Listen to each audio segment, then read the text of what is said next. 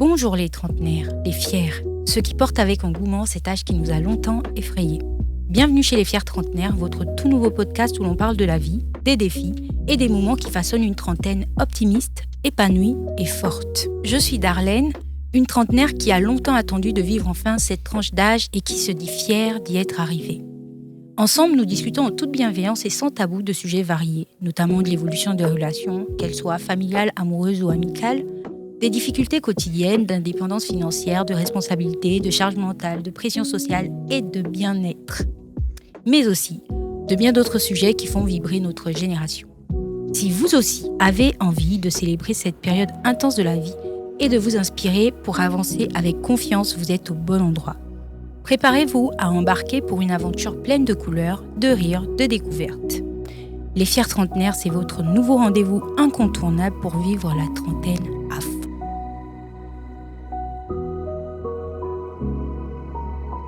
Dans Jadis avant la Première Guerre mondiale, Édouard Herriot rendra célèbre une citation de l'écrivaine Ellen Key qui dit « La culture est ce qui subsiste quand on a oublié tout ce qu'on avait appris.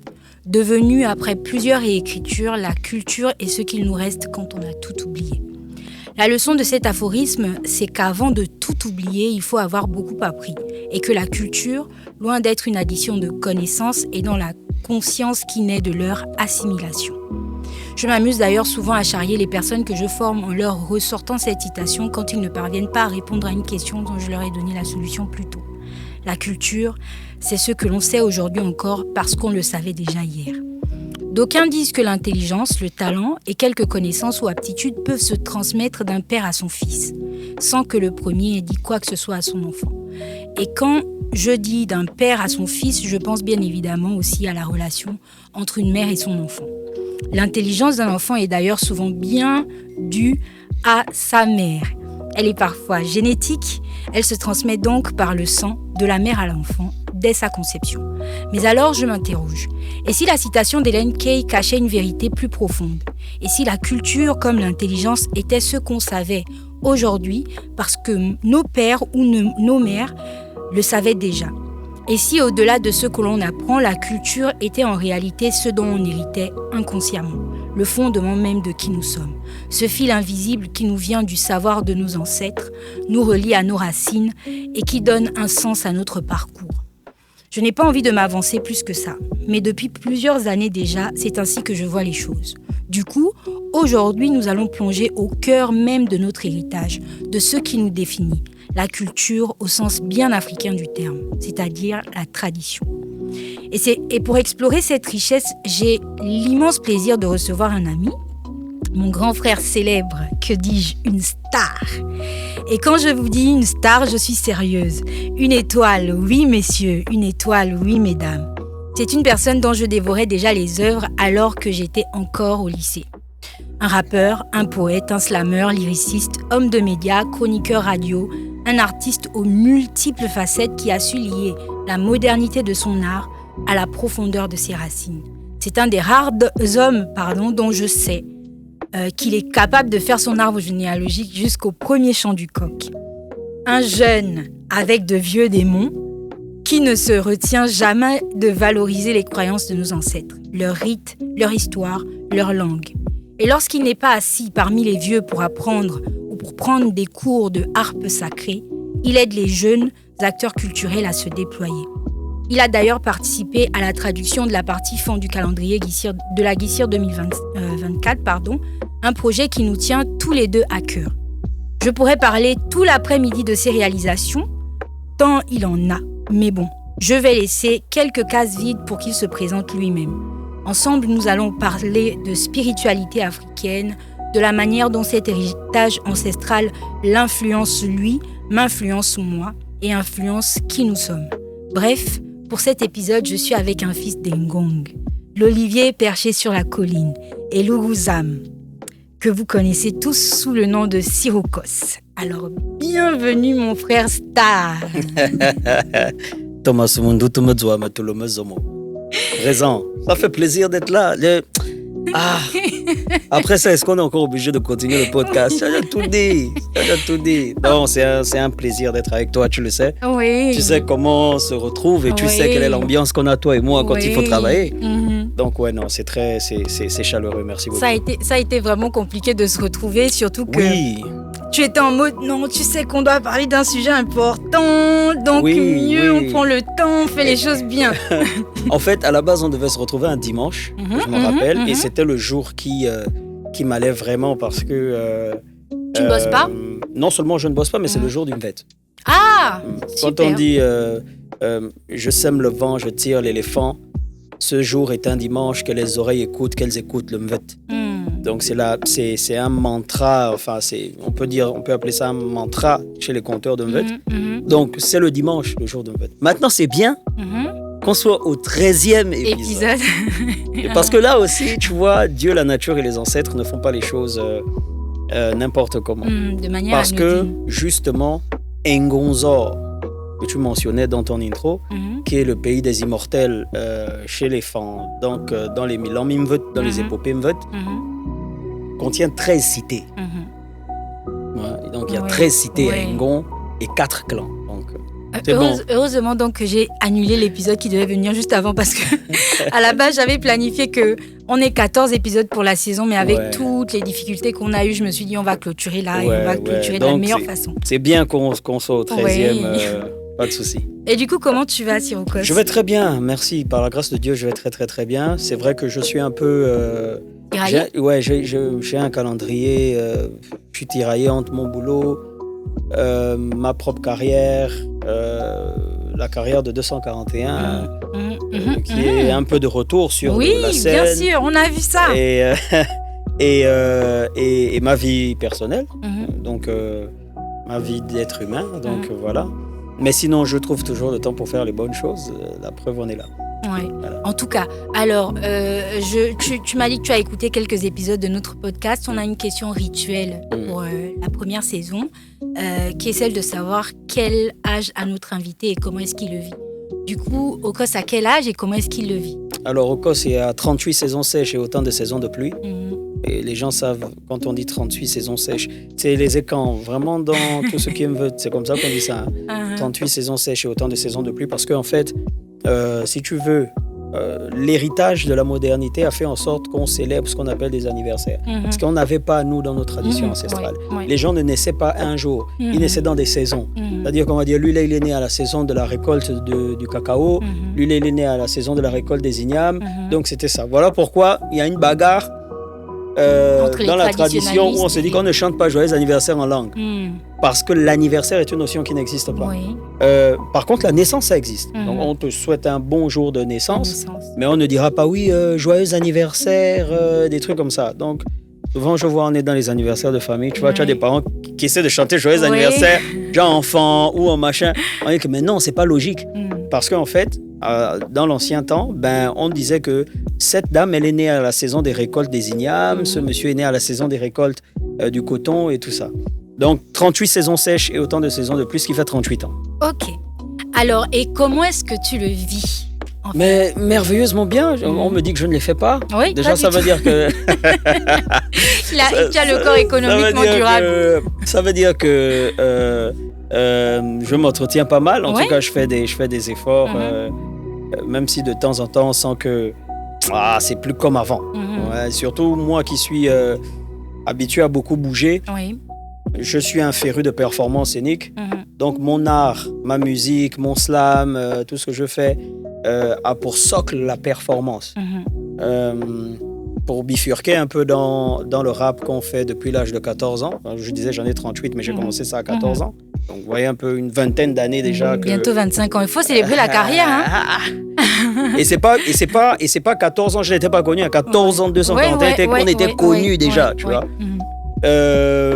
Alors, donc nous, on a embrassé un concept qui s'appelle le CLAMP. C-L-A-M-P, qui est un concept américain dans le rap, qui signifie concept, lyrics, attitude, musique, performance.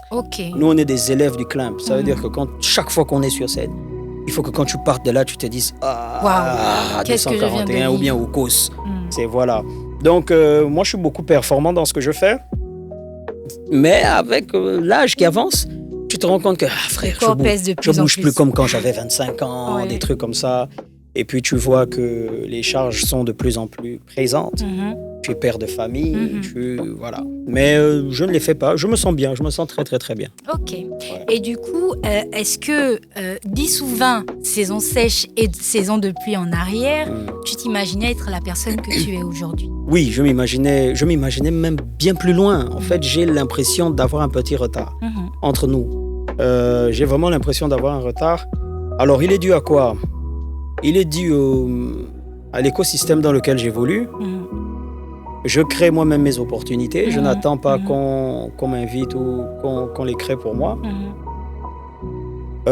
Mais les personnes qui essaient de détenir une certaine relation avec l'ancestralité, avec nos choses à nous, aujourd'hui, on a l'impression... Aujourd'hui, elles sont mieux perçues qu'avant. J'ai envie de le dire. Oui. Aujourd'hui, les jeunes n'ont plus honte de parler de culture, de tradition et d'ancestralité. À l'époque, j'étais tout de suite catalogué caricaturé comme un petit vampireux, les machins, les trucs. Alors que avoir parlé avec des grands-parents, avoir été assis dans un banja ou dans un corps de garde, en ce qui me concerne, moi, avoir vécu avec des conteurs de Mvet, des grands-pères qui ont écrit, et des pères qui écrivent encore, et moi-même qui ambitionne écrire, ça fait que ma posture est un peu plus... ma posture est assez spéciale et ma façon de voir les choses aussi. Donc je ne m'intéresse pas qu'au Mvet, je m'intéresse à tout ce qui est... Tu vois, on a travaillé sur le calendrier Guissir. J'étais même forcé à aller à la télé, j'étais presque menacé. Et quand il me dit ça, il m'a vraiment menacé. Non, mais j'étais menacé. Il m'a menacé d'aller à la télé. Oui, en fait. D'aller à la télé, d'aller en parler à la radio. À la radio. Exactement. Franchement. Mais en fait, c'est là on se rend compte qu'on travaille ensemble depuis. Mais tu vois, ça m'intéresse parce que voir une sœur qui se démêle pour que au moins un iota de ce qu'elle sait soit révélé au grand monde, c'est important. En fait, ça commence par ça. Quand on parle même de retour aux sources et tout ça, on ne demande pas forcément aux gens d'aller se faire initier. Exactement. Non, ce n'est pas ça. Les gens se trompent. Il y a des gens qui n'ont pas besoin d'être initiés. Moi, je crois qu'il y a des gens qui ont un package en eux qui n'ont pas besoin d'être initiés pour comprendre la science des ancêtres. Ils ont ça en eux. Il suffit juste de déclencher ça. Et chacun doit être capable de faire sa part. Et tu vois, c'est important ce que tu dis, même si on est en train de courir sur le thème. Oui, non, vraiment. C'est important ce que tu dis parce que les gens ont tendance à penser que lorsqu'on parle de rapport à la culture ou du retour aux sources, c'est essentiellement les rites initiatiques. Entre-temps, il y a plein d'éléments. Non, il y a énormément de choses. Rien que le fait de retourner au village pour voir un peu comment la vie évolue là-bas, rien que le fait de parler, d'apprendre la langue, rien que le fait de donner un nom à quelqu'un, c'est plus ou moins un retour aux sources, tu vois.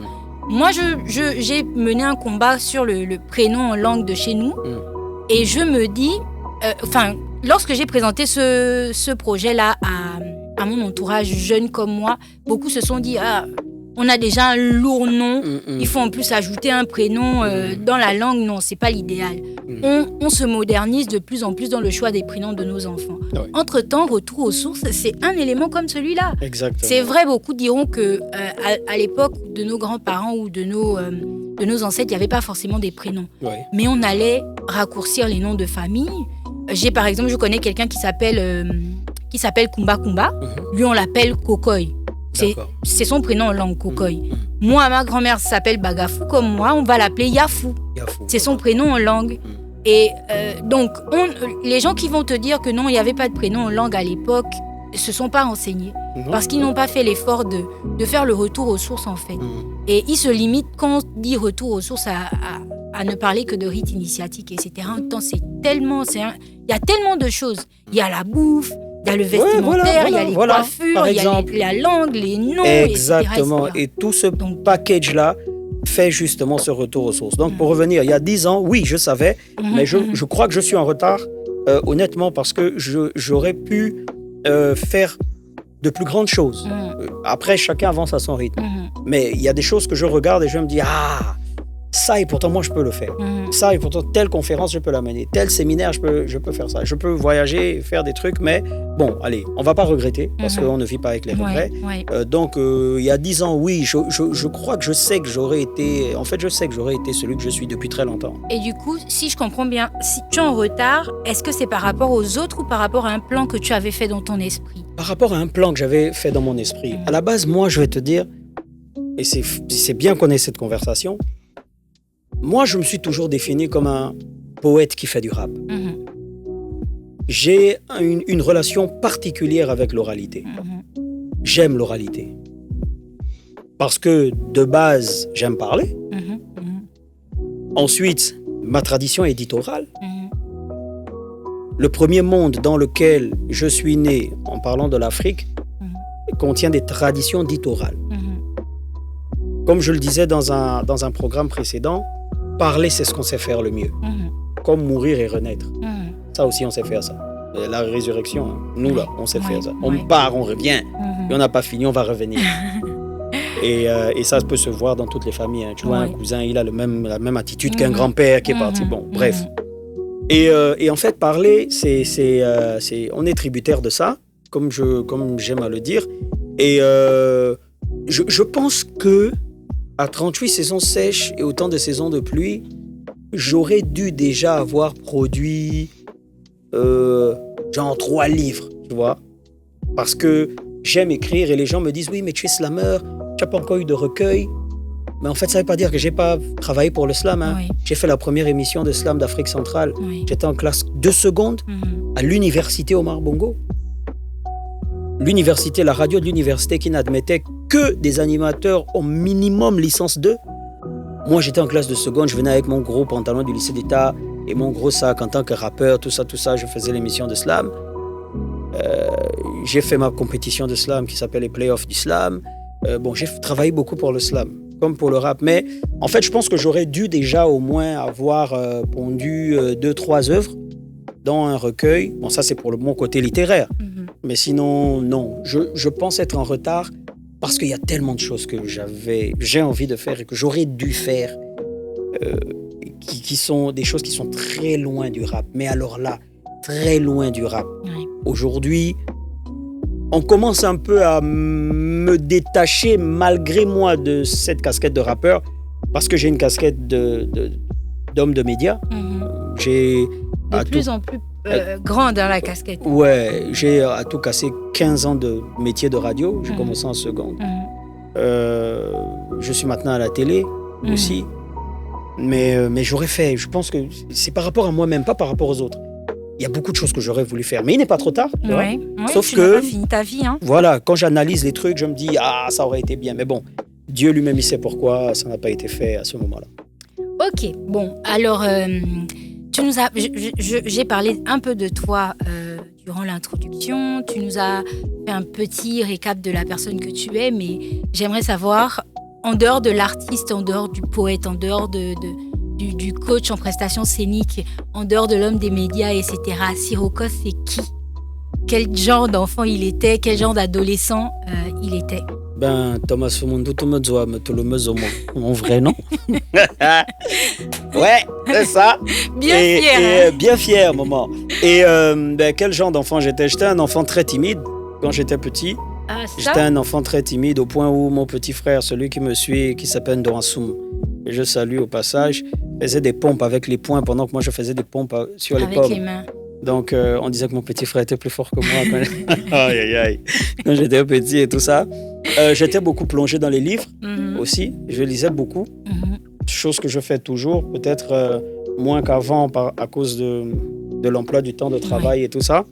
Donc je lisais beaucoup. J'étais le genre d'enfant qui jouait pas au foot, par exemple. J'aime pas marcher pieds nus. Même quand j'allais au village, et pourtant c'était genre, je me dis, il y a les chics. Donc moi, j'avais pieds nus. J'avais horreur des chics. Donc je lisais beaucoup. J'étais très introverti aussi. Et voilà. En fait, j'ai pas eu une enfance où je vais te dire que j'ai eu la PlayStation, des trucs comme ça. J'ai commencé à voir ça quand même, j'ai gagné de l'argent. Mais j'ai pas eu de PlayStation, je jouais pas au foot. Par contre, je faisais les arts martiaux. Et je jouais beaucoup au basket. Et c'est d'ailleurs du coup, quel type d'arts martiaux?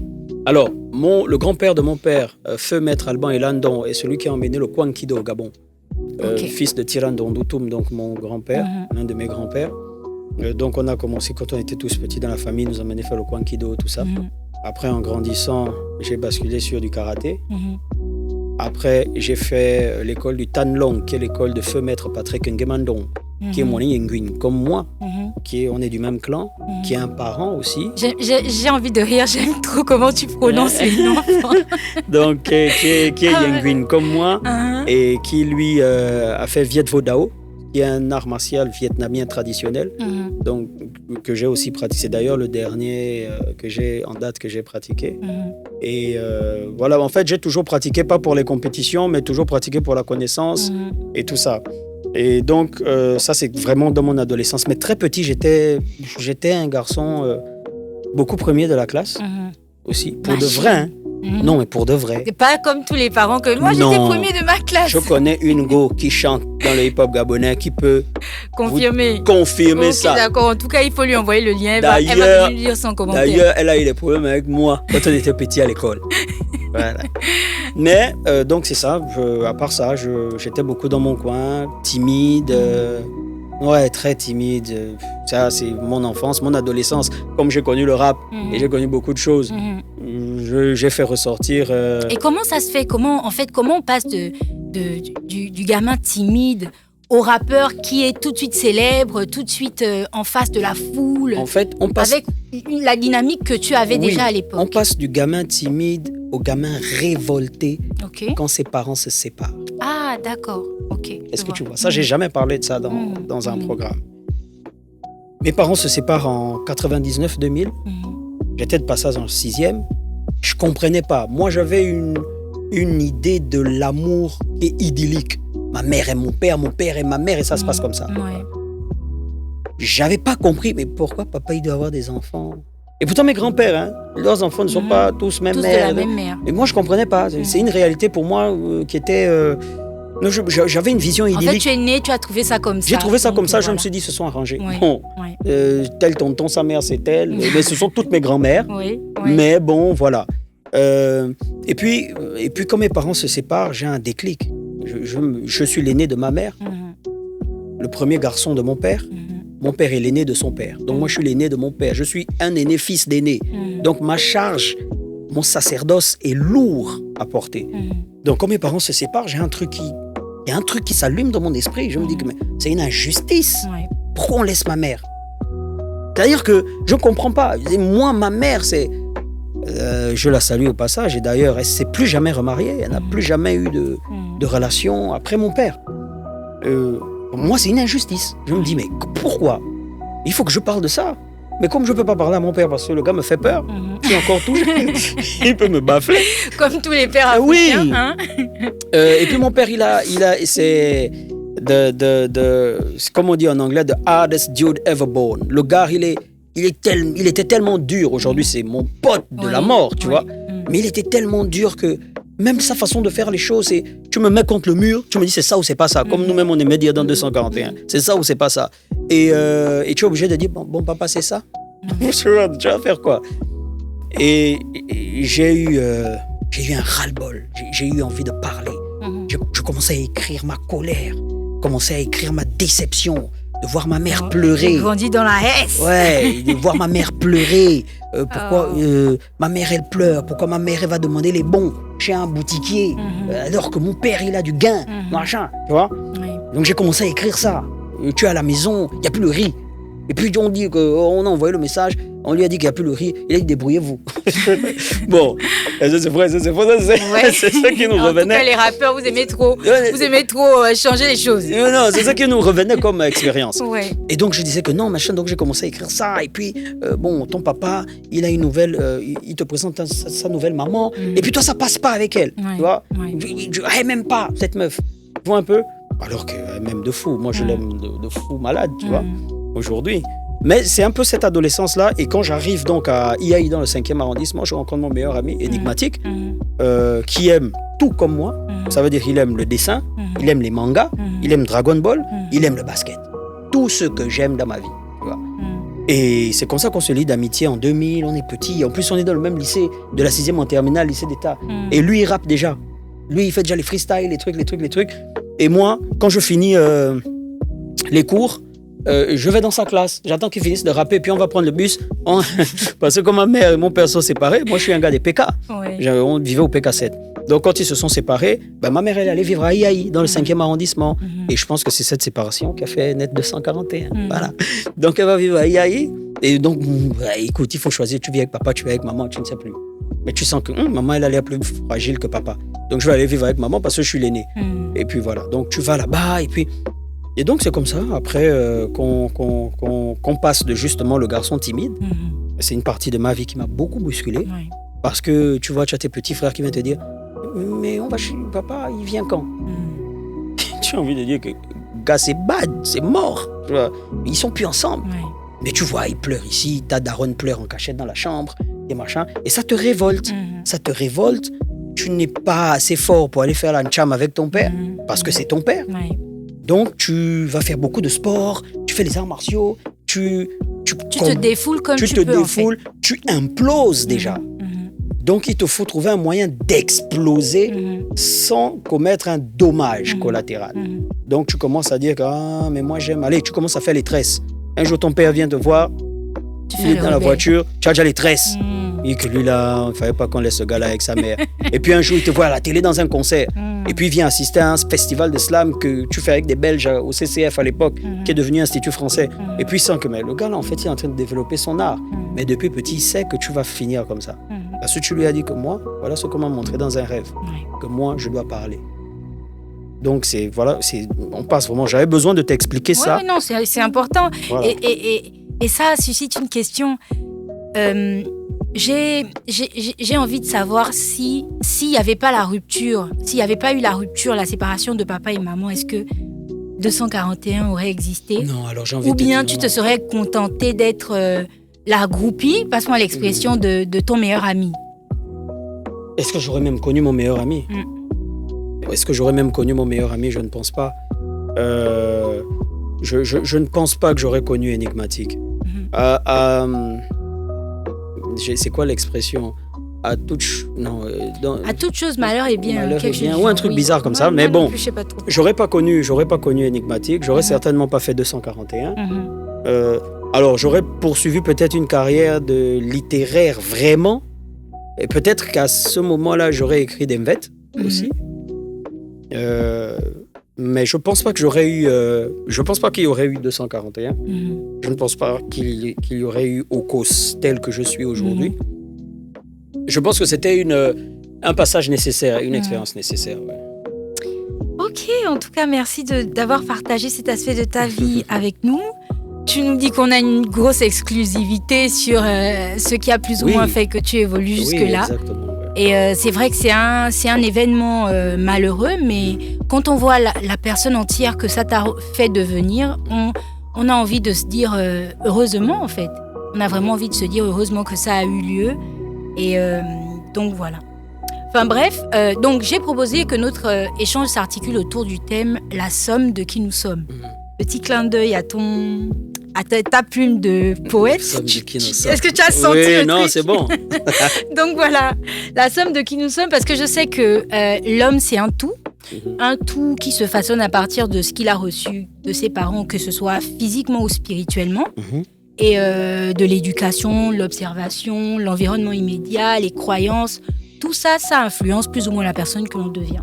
Donc, c'est ça qui va faire la somme de qui nous sommes, en fait. Et du coup, toi, quand tu entends le thème, j'aimerais savoir qu'est-ce qui te vient à l'esprit, hormis l'aspect poétique. La somme de qui nous sommes, ce qui me vient à l'esprit, c'est l'identité. C'est réellement, finalement, les êtres que nous sommes.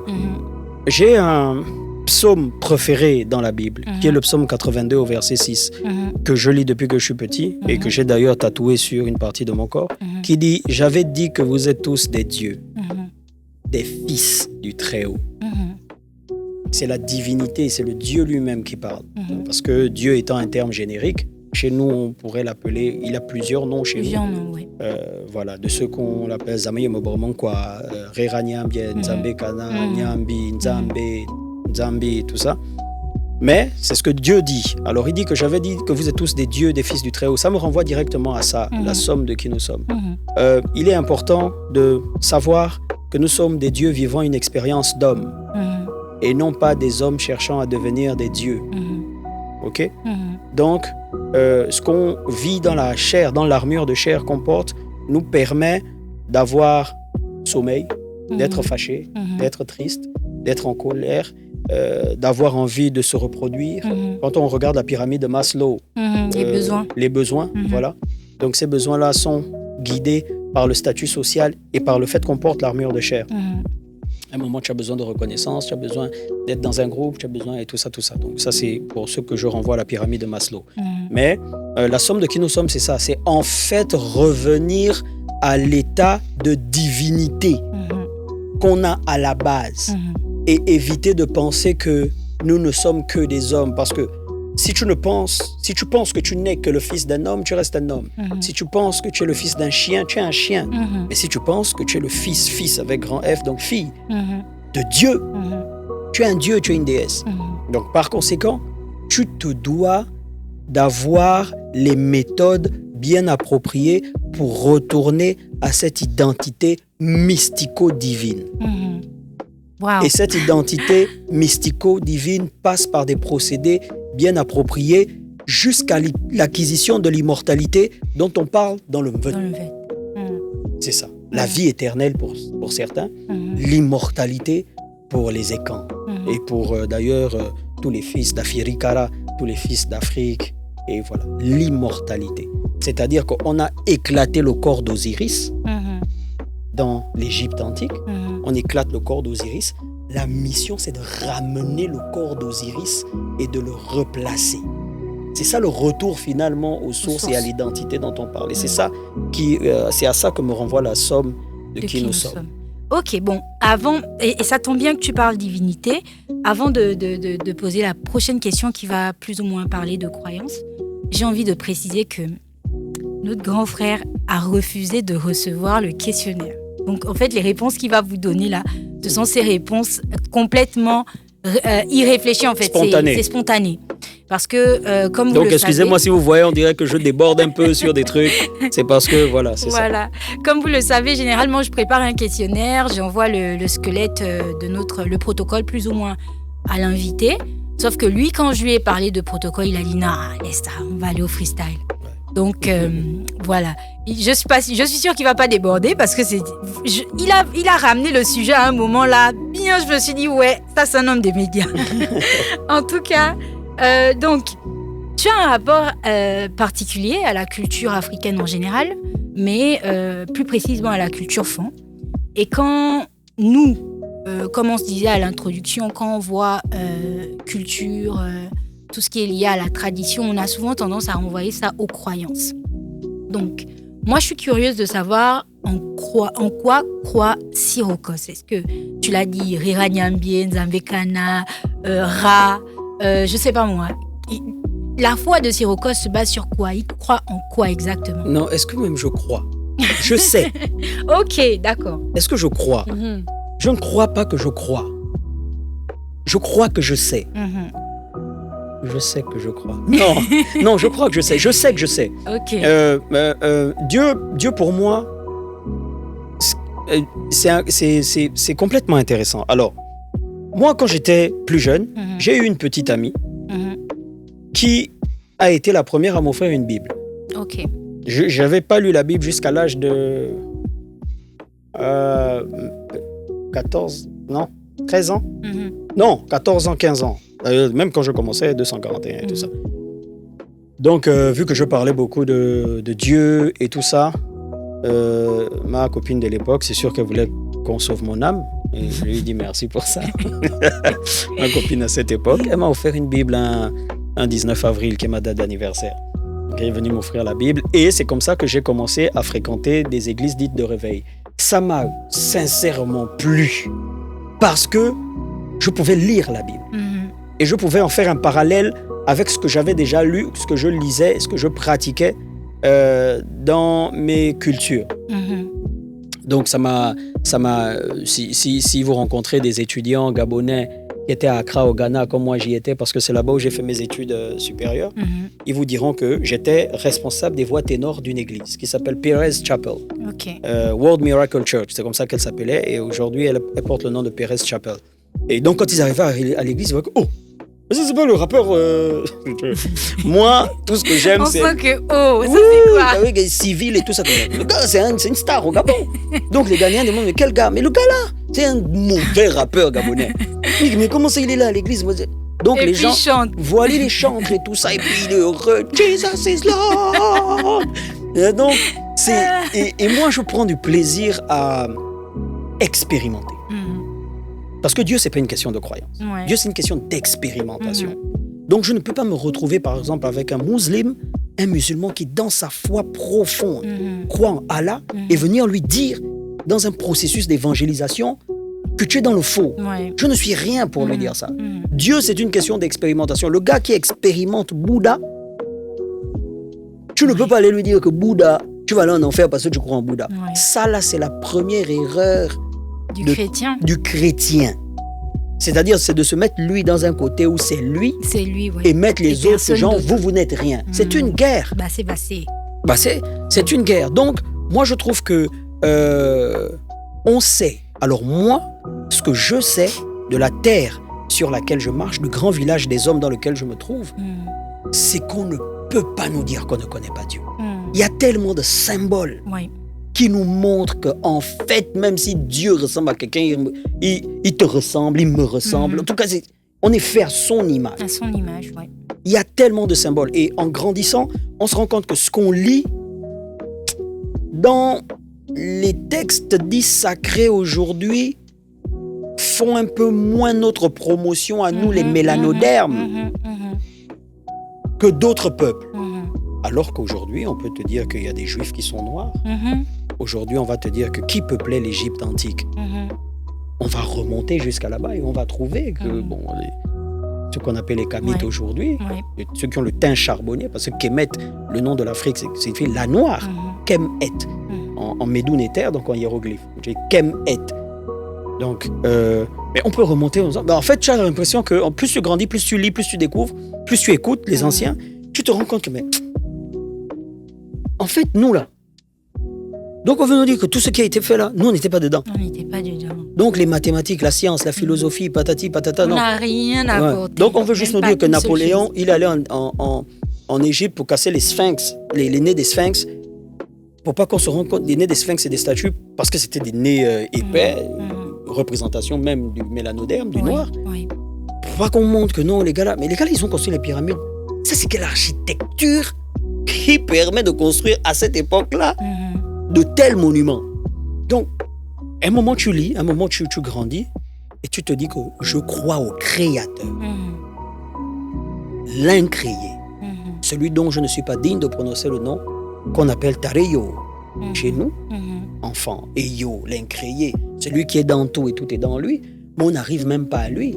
On s'arrête à des niveaux d'esprit, à des niveaux de divinité qu'on peut prier, parce qu'on n'est même pas, je veux dire, digne de dire son nom. Mais lui, il a créé les choses, après il a laissé, tu vois. Donc non, je crois en Dieu, et je crois surtout en ce que Dieu peut faire en nous. C'est ça qui m'enseigne aujourd'hui. Ce qui m'enseigne, c'est pas tant si je suis dans une église, je vais être super bien quand je suis dans un culte, sans préjugés, autant pour moi, sans jugement, machin, tout. Je vais dans une mosquée, les gars me disent, on t'invite, viens manger, le ramadan est fini, viens manger. Mais c'est à l'aise, les gars, invitez-moi. Parce que je suis libre. Tu mets la soutane. Parce que je me déguise. C'est-à-dire qu'il n'y aura pas plus musulman que moi. C'est pas que tu te déguises, tu deviens musulman. Voilà, il n'y aura pas plus musulman que moi le jour-là. Et c'est parce que, et ça la Bible le dit bien, là où il y a l'Esprit de Dieu, il y a la liberté. Amen, c'est vrai. La liberté, c'est ça. La liberté de culte, la liberté de croire en quelque chose, mais surtout la liberté de savoir qui on est et d'où on vient. Parce que certainement là-bas, tu ne peux pas me dire que Dieu ne m'a pas créé. C'est impossible. Ok, waouh. Je sens que cet épisode, ça va être chaud. Mais il y a des gens qui vont se dire, oui, mais à la fin, il est chrétien ou pas? Non, je ne suis pas chrétien, je suis disciple. Voilà. Vraiment, les gens auraient demandé que finalement, il croit en quoi? Il est traditionnel. Je suis un disciple donc, du Créateur. En gros, on va retenir que Tyrokos croit en Dieu le Créateur, voilà. L'incréé. C'est ça. Donc, moi, je suis vraiment, j'ai envie. Est-ce que tu trouves une réponse dans ce que je viens de dire? Oui, tout à fait. D'accord. En fait, en ce qui me concerne, je ne crois pas en Bouddha, je ne crois pas en Jésus-Christ, je ne crois plus en Marie, je ne crois plus en Mahomet, etc. Il ne faut pas que ça choque les autres. Hein. Non, les gens savent. Okay, les gens savent plus ou moins ma position. Ok. Je ne suis pas initiée. D'accord. Je ne suis pas non plus pro tout ce qui va être animisme, etc. Je sais qu'il y a un créateur. Comme tu as dit, je ne crois pas qu'il y a un créateur parce que quand on dit croire, c'est qu'il y a doute. Moi, je sais qu'il y a un créateur. Exact. Qu'il y a un esprit, le grand esprit, je ne sais pas, mère nature. En tout cas, vous l'appelez comme vous voulez, mais je sais qu'il y a un esprit suprême qui insuffle la vie en chacun de nous, qui sait plus ou moins comment les choses vont se terminer. Mais ce que je refuse, ce sont les noms qu'on lui donne et la façon de s'approcher de lui qu'on veut nous imposer, le rapport qu'on doit avoir avec qu'on veut nous imposer. Vraiment, moi, c'est ça que je refuse. Je veux pas qu'on me dise que si tu veux être musulmane, si tu crois en Allah, faut porter le foulard et etc., ne plus faire ceci. Je veux pas non plus qu'on me dise que oui, comme pour être une bonne chrétienne, il faut arrêter de faire telle ou telle chose. Je veux pas non plus qu'on me dise pour être une bonne bouddhiste, il faut faire X ou Y chose. Je veux juste qu'on me dise que, et je le disais à quelqu'un récemment, que quand je parlais à Dieu, je me parle à moi-même. Parce que je suis convaincue que lorsqu'il m'a créé, il a mis une portion de lui en moi. Et que s'il faut que je le fasse intervenir dans ma vie, je suis obligée de me parler à moi-même. Et c'est à ce moment-là qu'il va réagir. Il va, je sais pas moi, utiliser mes mains, utiliser ma langue, utiliser mes jambes pour trouver l'aide dont j'ai besoin. Et voilà quoi. Donc aujourd'hui, j'ai été chrétienne moi aussi. J'ai été chantre dans une église. À une époque, j'étais catholique parce que ma mère nous a éduqués dans la foi catholique. Et du coup, à une période même, je pensais à être religieuse. Et avec le temps, je me suis détournée de cette voie-là pour partir dans les églises de réveil, etc. Mais ce que j'ai vécu là-bas, ça m'a fait me dire non. C'est pas possible que ces gens-là soient dits des gens de Dieu, des hommes et des femmes de Dieu, et que plutôt que d'agir comme la Bible dit, selon ce que la Bible demande, recommande, ils agissent dans le sens contraire. Ils manipulent la Bible à leur avantage, ils manipulent les gens, leurs esprits, etc. Et puis un jour, je me suis juste dit, bon, vas-y, tout ça mieux, chacun reste de son côté en fait.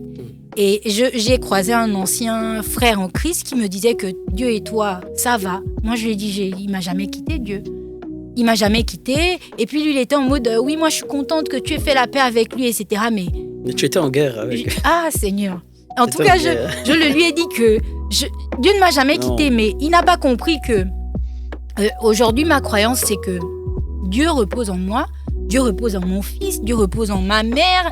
Et du coup, la meilleure chose que j'ai à faire pour me rapprocher le plus possible, c'est de me mettre en silence, de me parler à moi-même dans mon fort intérieur.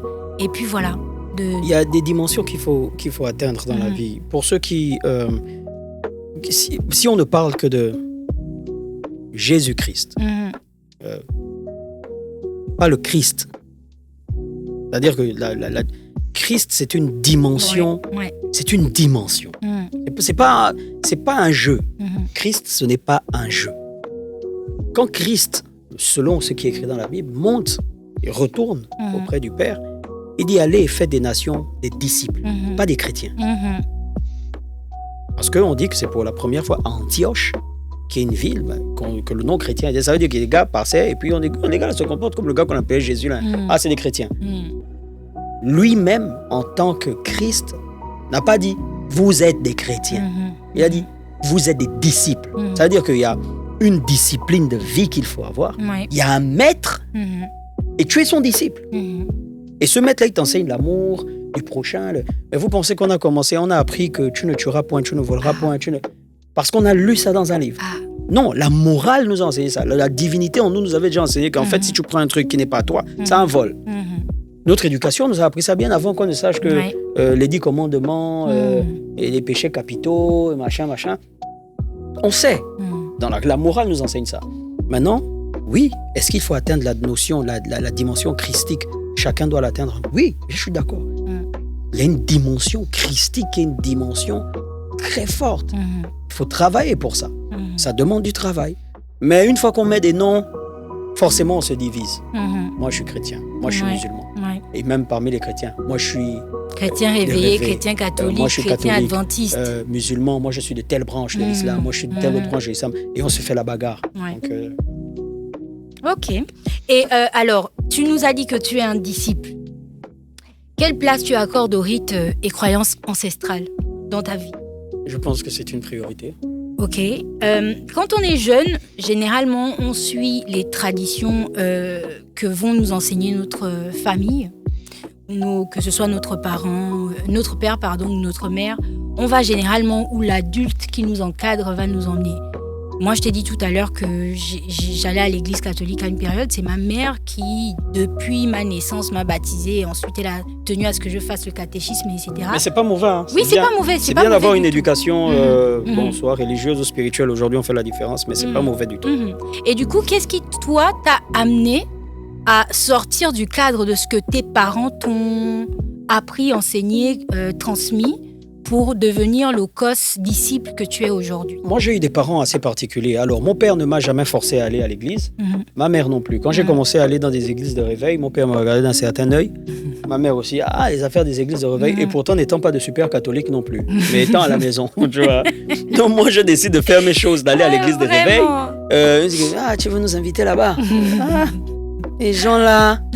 Et puis, moi, je dis que de toutes les façons, on n'allait nulle part. Franchement. Donc, mieux, je vous invite dans un endroit et tout ça.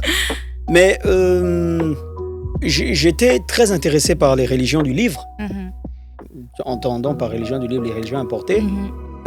Mais j'ai compris qu'un jour, j'ai lu une phrase qui m'a impressionné dans le Mvet de mon grand-père Tira. Je l'avais déjà aussi lu chez mon grand-père Daniel Asumundoutoum. Et Tiran Dondutum l'a dit aussi dans ses Mvet. C'était « Au commencement était le Verbe ». Quand j'ai lu « Au commencement était le Verbe », je vais dans la Bible, on dit « Au commencement était la parole ». Je me dis, il y a un truc là il faut que je cerne. Ensuite, je lis la Genèse. Je lis, oui, Dieu créa ça. Et puis la terre était informe et vide et tout. Et puis l'Esprit de Dieu se sentait. Le Saint-Esprit se mouvait au-dessus des eaux. Je dis, mais le gars, il est arrivé à se mouvoir au-dessus des eaux là, comment? Je retourne dans le Mvet. Et dans le Mvet, on m'apprend ce qu'on appelle l'Indanayon, mon arbre généalogique. Donc quand je commence à dire, là je frissonne là, parce que je sens qu'ils sont là. Donc quand je commence à faire mon Indan, j'arrive à Zami Yomobor. Dieu, Tarazam. Azam, quand on dit Zam, Zami Yomobor. Seigneur. Dieu, Seigneur, celui que nous on connaît. Et puis, ça ne s'arrête pas à Zami Yomobor. C'est là où je me rends compte que, souvent, quand on arrive à Zami Yomobor, il y a une formule qu'on dit que quand le coq a chanté pour la première fois Cocorico, je n'étais pas là. C'est pour dire qu'on ne va pas monter plus. Les compteurs de Mvet s'arrêtent souvent à ça. Nous, on s'amuse à aller un peu plus loin parce qu'on connaît. Moi, je connais ça depuis que j'ai l'âge de 7 ans. Donc, après Zami Yomobor, je vais chez le père des Zami Yomobor. Donc, le père de Dieu, il s'appelle Monkwa. Donc, je monte, Monkwa, je monte et j'arrive à l'incréer. Tareyo, Naneyo. Mais quand je fais ça, je retourne dans la Bible. Je vais dans le livre de Matthieu et je vois la généalogie de Jésus. Et puis je vois des frangins à qui je demande, ton père s'appelle comment? Ton grand-père, ton arrière-grand-père? Non, tu sais, les choses de la tradition. Je dis, les gars, vous avez un problème. Le Christ que vous êtes censé suivre, il y a son arbre généalogique dans la Bible, dans le livre de Matthieu. Et toi, tu es très fort pour dire que tu ne connais pas tes parents. tu as un problème. Tu es tété par le sein d'une autre femme qui n'est pas ta mère. Et ça, c'est un problème. Le lait qu'on boit n'est pas celui de nos mamans. Donc, je me suis dit, à partir de là, vu que je sais comment le Mvut me montre comment la création du monde, la cosmogonie et la cosmologie dans son entièreté du point de vue Ekan, mais qui se rapproche vraiment des autres créations. Ça veut dire que si tu vas la création du point de vue de quelqu'un de l'Inde, du chinois, on est dans ces choses-là. On est dans cette cosmogonie-là. On voit à Kingos, l'œuf de cuivre. Les scientifiques appellent ça le Big Bang originel. Mais on parle de cette explosion-là dans le Mvet. On dit qu'à Kingo, c'est l'œuf de cuivre. Il dit à Eyo que bon. Eyo dit, je vais créer un truc. L'œuf de cuivre est là, et puis l'œuf de cuivre dit, il y a 3 choses que tu dois me donner, Tareyo. J'ai envie d'exploser, quoi. Parce que si j'explose, je crée l'univers. Il dit, je vais exploser. Et puis Eyo dit que bon, tu as besoin de quoi? Il dit que j'ai besoin d'avoir envie d'exploser. Il dit, bon, tiens, je te donne la volonté. Donc, Eyo met la volonté en Akingos, l'œuf. Et puis l'œuf essaie d'exploser. Il me manque les mécanismes pour exploser, le process d'explosion. Et puis Eyo dit, bon, tiens, je te mets l'intelligence. Eyo, Akingos, a donc la volonté, l'intelligence. Il dit, père, il me manque un 3e truc, quoi? Puissance. Pour provoquer l'explosion. Et donc, Tareyo met en Akingos la volonté, l'intelligence et la puissance. Et l'œuf explose en d'infinies particules étincelantes. Le Big Bang originel. Donc pendant que les croyants et les scientifiques se battent entre la parole a fait l'univers et l'explosion a fait l'univers, les Mbomvets sont au milieu, ils disent vous êtes des enfants. La parole là a créé l'explosion là. Et à partir de là, quand tu as ça devant toi, tu te dis, il y a un truc à saisir dans notre ancestralité, dans nos humanités classiques africaines. Voilà. Waouh! Oh mon Dieu! c'est vraiment ça qui rend la chose passionnante. Oui. Parce qu'il faut juste s'informer et le vivre. Donc, en gros, tu nous as déjà beaucoup plongé dans le Mvet. J'ai même plus envie de t'arrêter de parler. J'aimerais d'abord que tu nous dises ce que c'est, parce qu'on s'est rendu compte en regardant les statistiques qu'on a des auditeurs un peu partout. Peut-être ce sont des Gabonais qui sont là-bas, mais on a des auditeurs au Sénégal, en Côte d'Ivoire, en France, au Canada. On nous écoute même jusqu'en Thaïlande. Maintenant, comme je disais une fois déjà, si jamais c'est le VPN, c'est vous-même là-bas. En tout cas, moi, je suis écoutée en Thaïlande. Donc, pour les Thaïlandais qui nous écoutent, par exemple, c'est quoi le Mvet? Le Mvet, c'est lever. Le mot signifie c'est lever, mais c'est synonyme de culture fan. En fait, quand vous entendez les fans, c'est un peuple, mais en fait, un peuple qui descend d'un personnage qui s'appelle les Ekan Naotse. Donc, on les appelle les Ekans, qu'on trouve en Guinée équatoriale, au Cameroun et au Gabon. Et donc, ce peuple Ekan-là... J'ai vu qu'il y en a au Congo aussi. Au Congo aussi, oui. Il y en a certains. Et ce peuple Ekan-là a pour socle le Mvet. Donc, qui est la tradition, qui en fait est donc synonyme de culture forte, mais qui est surtout, qui se manifeste par un conteur ayant un instrument et qui raconte des épopées. Parce qu'à la base, comment ça se passe? À la base, c'est que Oyonadangwan, le premier conteur Mvet, est dans ce qu'on appelle les migrations du peuple fan, ce que certains appellent Onzambora. Ça veut dire qu'il part d'un point A à un point B. J'ai découvert ça avec la chanson de Ekomindo. Voilà. Donc dans ces migrations-là, Oyonadangwan, qui lui est le fils d'Adangwan, qui est la fille des Kana. Les Kana, c'est vraiment l'ancêtre qu'on peut considérer du point de vue du Mvet comme l'ancêtre du peuple Ekan. Il tombe dans un coma, Oyonadangwan, pendant les migrations. Et son peuple se faisait bastonner sévèrement par d'autres. Et tombant dans ce coma de 7 jours, pas de blessure de guerre, machin. Le gars est tombé dans un coma de 7 jours. Il a entendu la voix d'Eyo. Le père, le créateur, lui a dit que à chaque fois que ton peuple se sentira faible, il faudra leur raconter l'histoire du peuple d'Engon, un peuple d'immortels, de guerriers, des gars qui ont tué la mort, qui gardent jalousement le secret de l'immortalité. Donc il s'est réveillé, il a eu de ce songe-là, pendant 7 jours, de ce coma de 7 jours, il se réveille après ce songe-là et il a en lui la description d'un instrument qui sera un leitmotiv pour son peuple. Donc à chaque fois que les gars se sentent faibles, il joue et il raconte ce qu'on appelle les Milan, donc les épopées du peuple d'Engon, du peuple d'Akomamba, d'Engbaondo, de Ntutumufulu, d'Ongonendon et tous ces gars-là. Ils disent que les gars, nous, on est les descendants des immortels. Et c'est comme ça qu'ils ont commencé à bastonner les autres. Donc en fait, c'est ça le Mvut pour nos auditeurs qui ne connaissent pas le Mvut. Le Mvut, c'est la culture des Ekans. Tout Ekan a pour socle culturel la tradition Mvut. Maintenant, après, il y a d'autres, par exemple comme le Melan, il y a plein de choses. Et est-ce que c'est quelque chose... Est-ce que je sais pas, est-ce que ce sont des histoires ou bien c'est une croyance religieuse? Alors, le Mvut, c'est pas une religion. Mais il y en a qui croient et qui le vivent. J'ai pas envie, j'ai du mal avec le fait de dire on croit. On le vit. Okay. Moi, je vis le Mvut. Je vis ça. Le conteur de Mvut, mon papa, Tira et Tugundon, il vit le Mvut. Tirandon Doutoum, mon grand-père, vivait le Mvut. Daniel Asumo, mon grand-père, vivait le Mvut. On vit le Mvut. C'est-à-dire qu'il y a des codes qui te sont donnés lorsque moi, je suis à l'école primaire de ça. Et ils sont puissants. Moi, je suis qu'à l'école primaire. Il y a des codes de vie qui te sont donnés. Si tu vas et tu lis du Mvut, l'orage de Daniel Asumo Doutoum, processus de démocratisation, tu vis ce qui s'est passé en 2023. Je crois que j'ai vu la couverture du livre sur ta story WhatsApp. Voilà. Oui. Et tu vis ce qui s'est passé en 2023. La chute d'Ali Bongo. Tu vis ça pour un livre qui a été écrit 20-25 ans plus tôt. Peut-être 30 ans plus tôt même.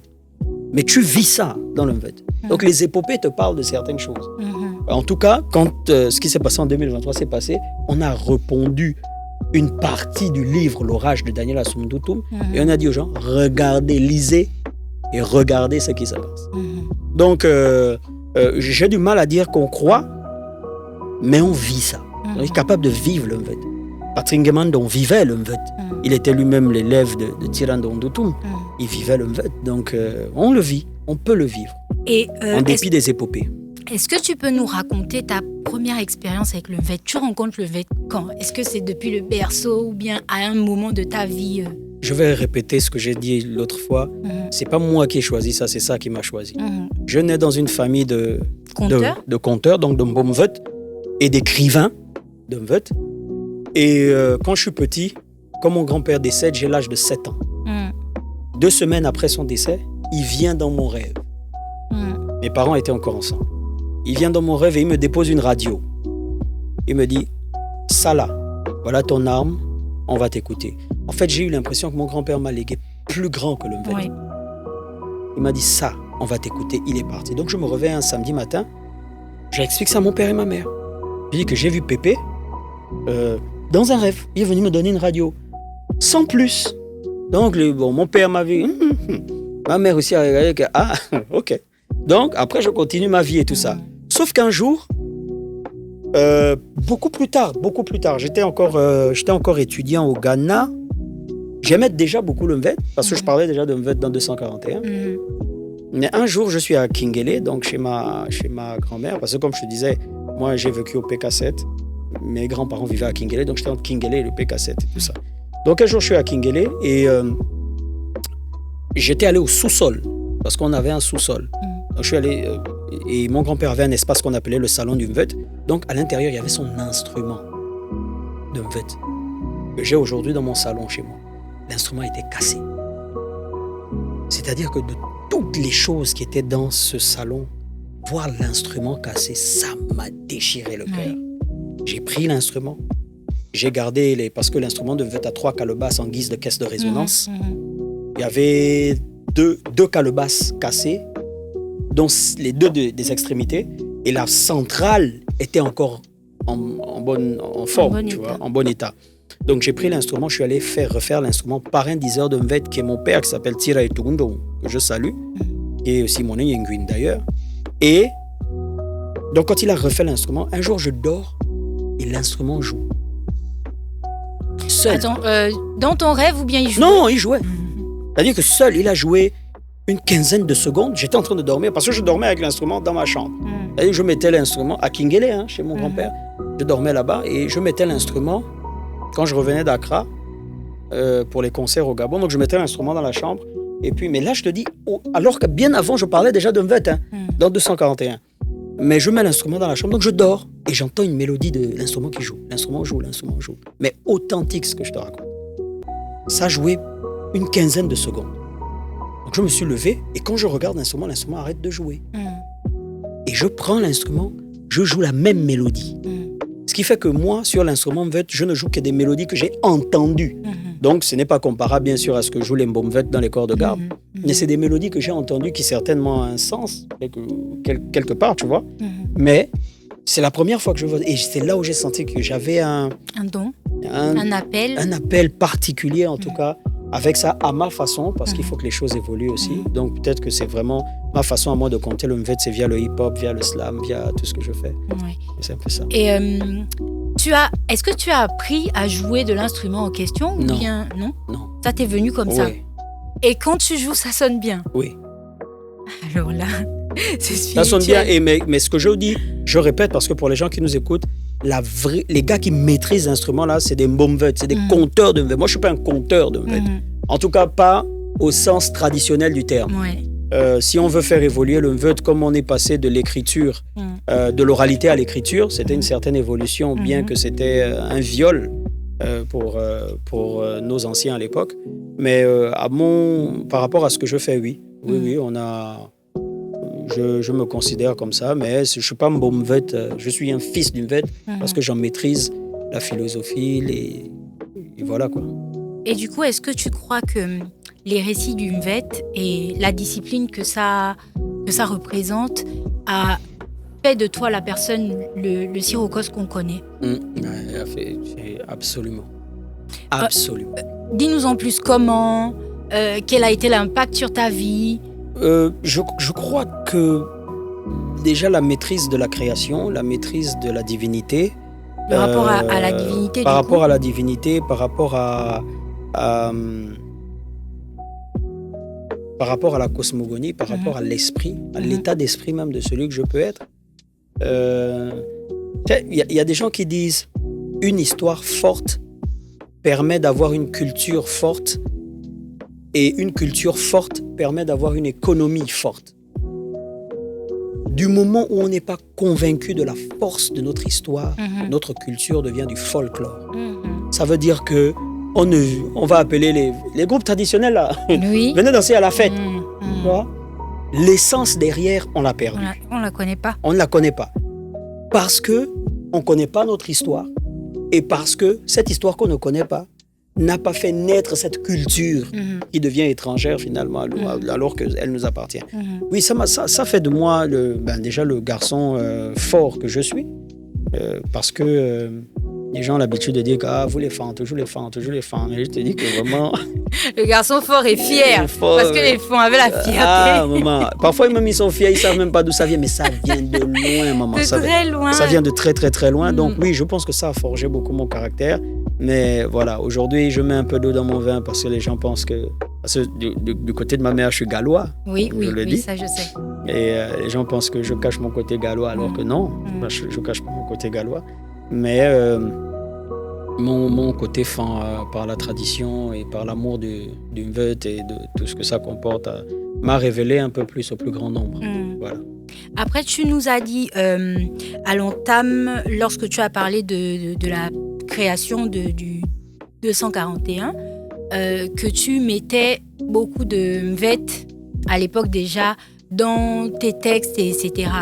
Est-ce que c'est une source d'inspiration évidente ou bien c'est juste parce que tu es un disciple du Mvet que tu mets ça de temps en temps dans tes sons? Non, c'est une source d'inspiration évidente. La recherche de l'immortalité, ce qu'on dit dans les religions de livres, la recherche de la vie éternelle passe par des procédés bien appropriés. Il faut croire en certaines choses, il faut se comporter d'une certaine façon.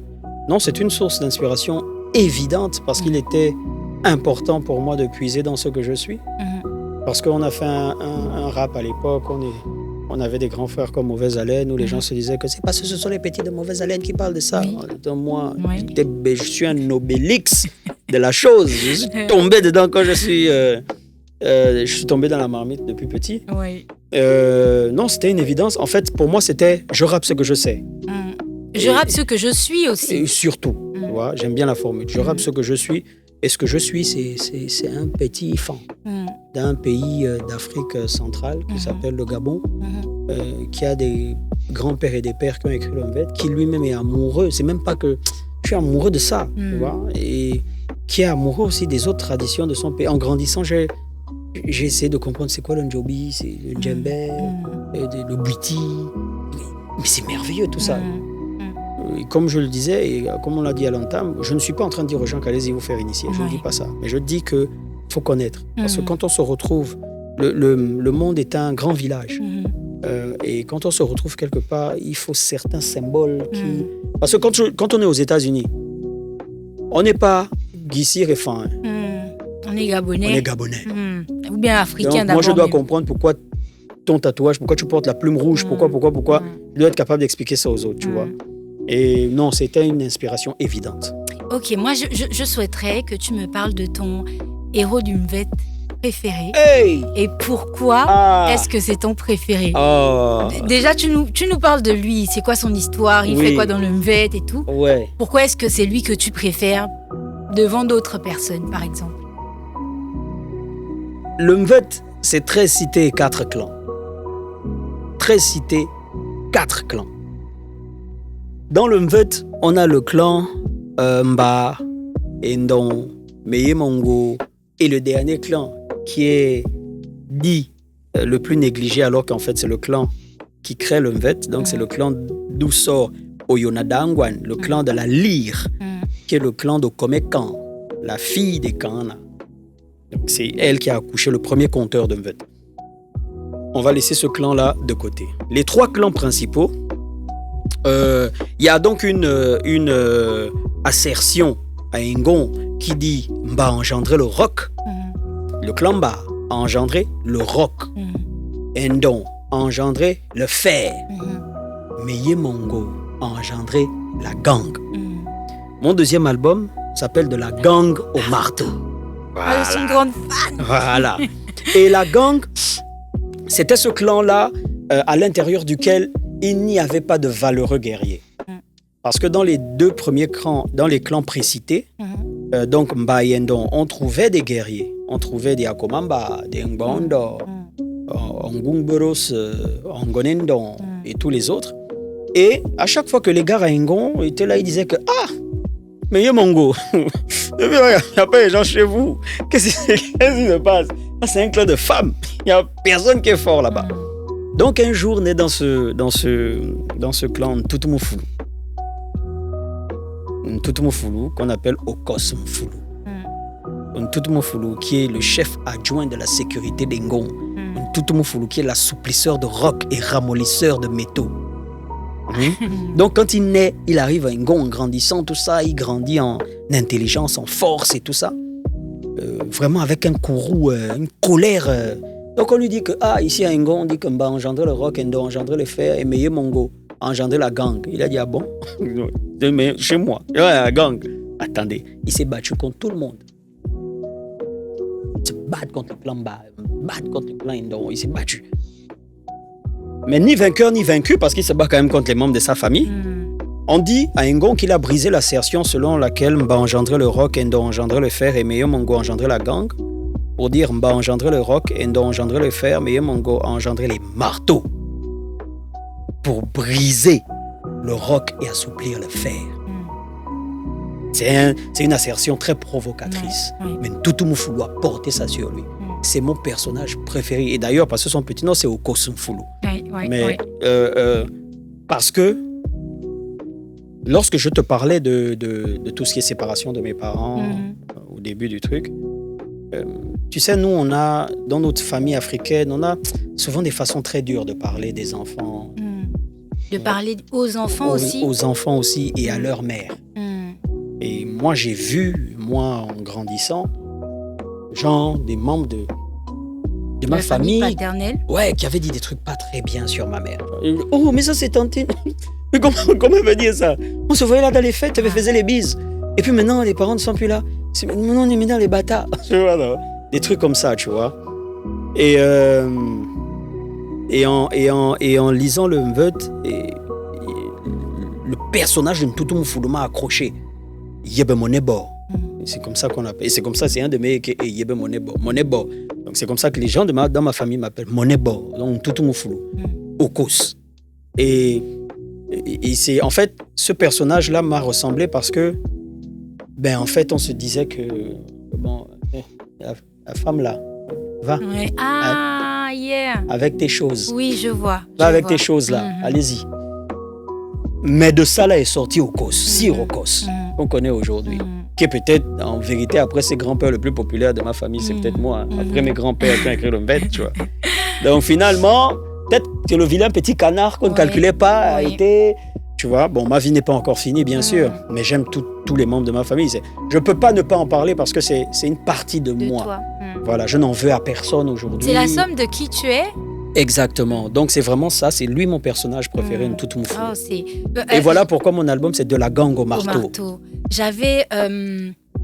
J'ai oublié de te poser la question d'où venait Okos parce que tu m'as déjà dit que tu t'appelles pas Okos, c'est pas sur l'état civil. Non. Mais je t'ai jamais posé la question et maintenant, je suis contente d'avoir posé la question comme ça et de découvrir parce que c'est riche, c'est vraiment en fait...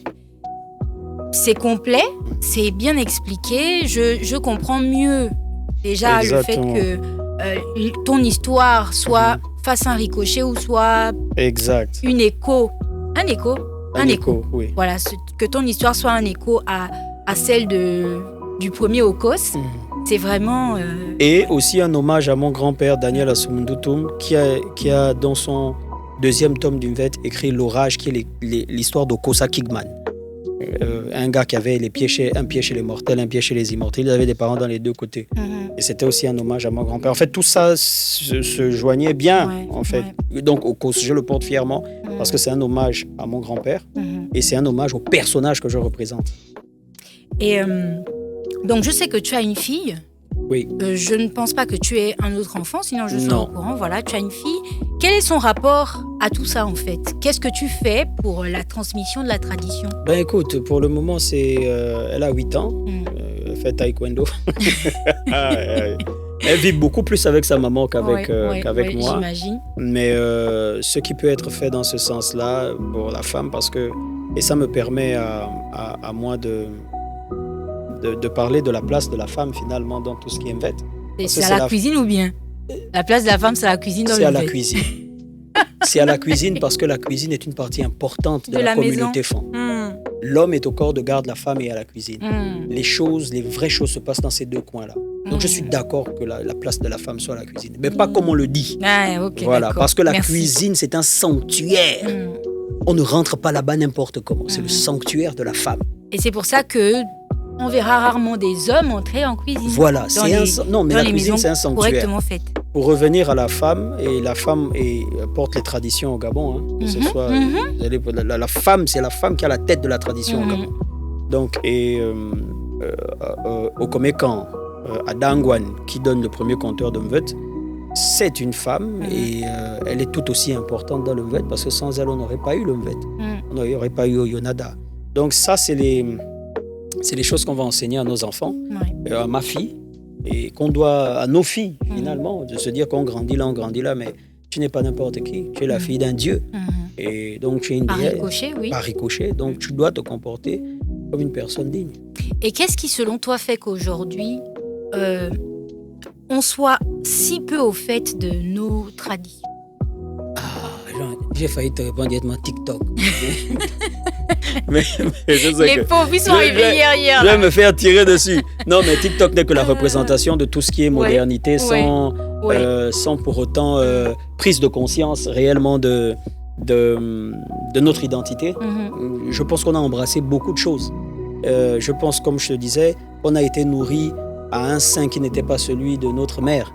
Je pense qu'on nous a fait comprendre très vite l'hégémonie occidentale et le patrimoine colonial nous a fait comprendre que c'était mieux d'être d'autres personnes que d'être nous-mêmes. Parce que nous, tout ce qu'on faisait était assimilé à de la sorcellerie, à à de la magie du noire, négatif. à du négatif. Être noir, c'est pas bien. Ça peut pas être la couleur d'un ange. Et tout ça, machin.